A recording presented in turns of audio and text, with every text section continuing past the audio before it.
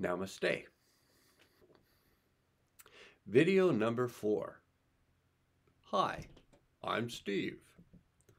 I'm making this video. Actually, I guess my computer's making this video, but I'm sitting in front of the computer as the computer makes the video.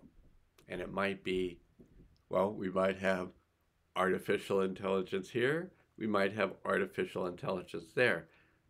Seeing that this is an Apple computer, I'm sure we have artificial intelligence as I record this video into this artificial intelligence, and that is then streamed to some location which is maybe referred to as iCloud.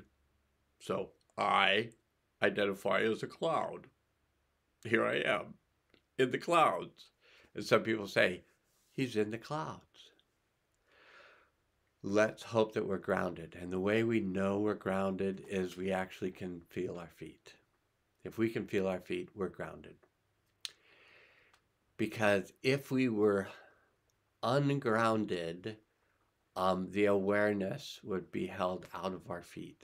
And we might be aware of a lot of energy in our calves, a lot of energy in our thighs, a lot of energy in our pelvis. But if that energy is moving, we then are aware of our feet. And our feet might feel tingly, and we may feel like our chakras are open on the bottom of our feet. Good for you. Good idea. So if you're going to follow along and you haven't already done and said this out loud, just state, I choose to connect to my deep self. And as you connect to your deep self, you may experience, and this is this is an offer to you of you have this experience, or it might just be describing the experience you have when you connect to your deep self. You might experience a deep state of peace. And even if I'm just suggesting it, you're having it, you're still having a deep state of peace. So, like, how could that be bad? And you might also be feeling calm. If you're not feeling calm, you can just complain to the computer like we do when we're just like feeling all sorts of stuff. So as we're feeling all sorts of stuff, but we're connected to our deep self, and we begin to feel ourselves inside of our spine and our spinal cord, brainstem, and brain. And all of these instruments of recording this external world and making sense of it are inside these bony structures. So the cranium, I think there's 8 cranial bones. I should know, but I'm pretty sure there are like 8 cranial bones, major cranial bones. There could be some other ones, that aren't cranial bones, but are facial bones or whatever. And then there's 7 cervical vertebrae. It's hard for me with this opposites attract. So there's 7 cervical vertebrae. There's 12 thoracic vertebrae. They have ribs. And then there's 5 lumbar vertebrae. So your brain goes through a hole in your head called your medulla. No, is it medulla oblongata? No. The big opening. I think it's the medulla oblongata, but I could have forgotten. But anyway, the brain connects to the brainstem, which goes through that opening in your occiput, and your brainstem connects to your spinal cord, and your spinal cord goes down probably to about lumbar 1, kind of behind your belly button, approximately. And then the nerves continue down. They go down through your sacrum. They go out from your sacrum. They go down your legs. They cover everything. I've been over that a little bit in the previous video. But as we're connected to our deep self, we may find ourselves inside our spine, inside our nerve system. There is some connection to the cerebral spinal fluid that's related to our awareness of the higher realms. And I've had this experience, and I've also watched a videotape about it after I'd had the experience, which just confirmed my perception of my own experience, that somehow our spiritual consciousness is enhanced by the flow of our cerebral spinal fluid. Well, with that flow of the cerebral spinal fluid, there's also a rise in the Kundalini energy. You can look up Kundalini, but it's the energy that kind of runs up and down the spine. It runs in what appears to be like an S-shaped movement, but it's actually a spiral movement, moving in both directions, moving. One of them's moving counterclockwise, one of them's moving clockwise. These energies are going up and down the spine, and if that doesn't make you kind of like, whoa, that's fine. These energies are moving up and down your spine. And there's a feeling when you're inside that movement of that energy, there's a feeling of calm and there's a feeling of deep peace. That calm and that deep peace puts out a vibration. That vibration begins to run from that central core, the pranic tube, the spinal cord, the center of yourself, center of your being. That energy in there begins to affect other parts of the body. Frequently, when we have energy running up our feet, we feel that energy start to build up an inch below our belly button. In martial arts, that's called the Dan Tien, and that's the body battery. That's where we store energy that we might want to have available later when we need it. We're always running energy, but sometimes we need energy, and we can get that energy from our Dan Tien. And when the Dan Tien is full, it tends to charge up our 7 chakras. So the pineal, pituitary, thyroid, thymus, pancreas, adrenals, gonads. So ovaries, testes, you might have both of them. Most of us have one or the other. And we identify with which of our organs we have, whether you have testes or ovaries. They're both related to grief and loss for some reason. And, so you might be releasing grief and loss right now. So you've got this energy moving up and down your spine. Kind of might feel like you're in a meditative state. If the energy is coming up from your feet and charging up your Dan Tien, your body battery, it may be charging up your chakras.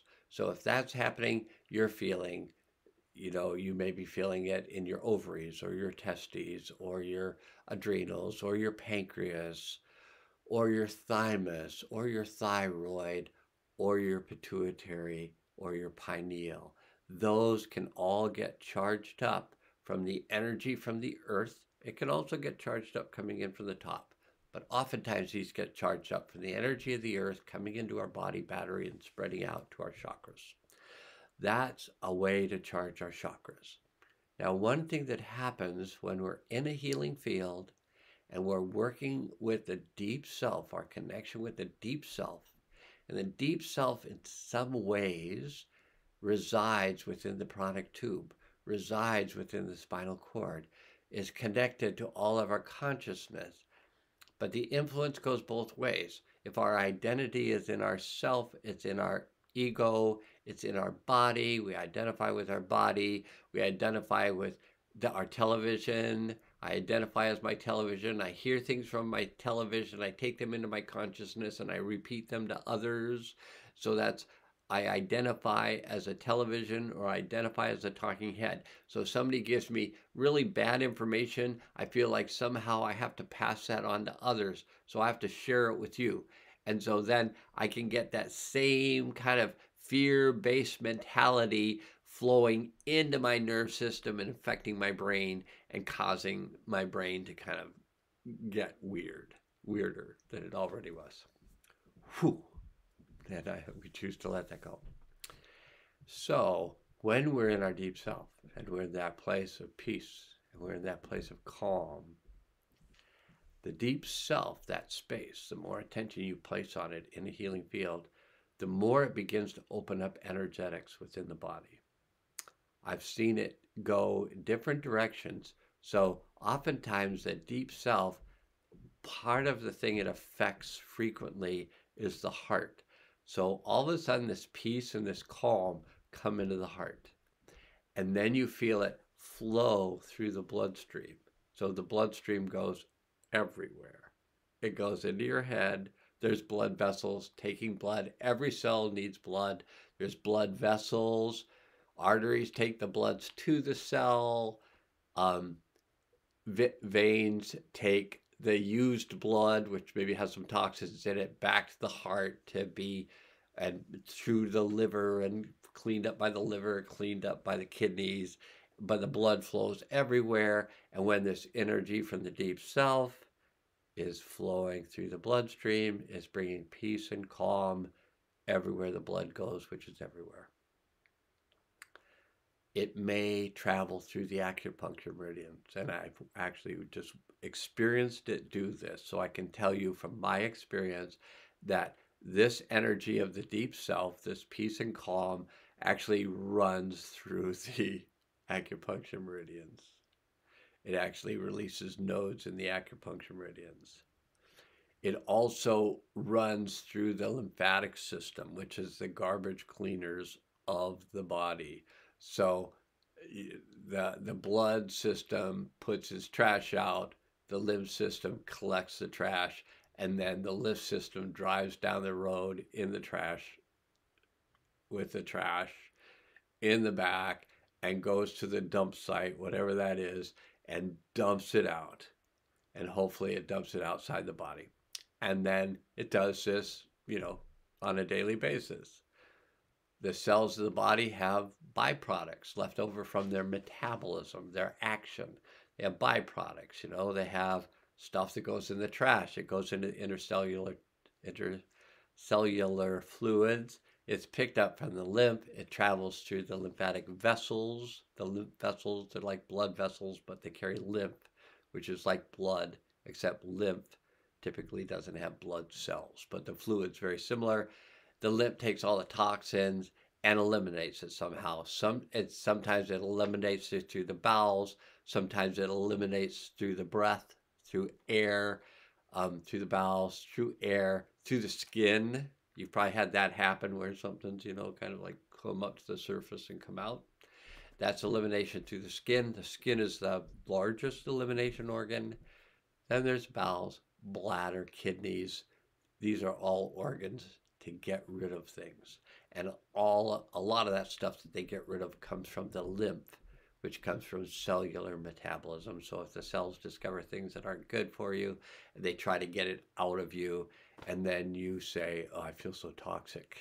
And you feel so toxic because you're either putting a lot of toxins in or a lot of toxins are coming out. So that, I think, is number 4. And so now must go, and we'll see if we're ready for number 5.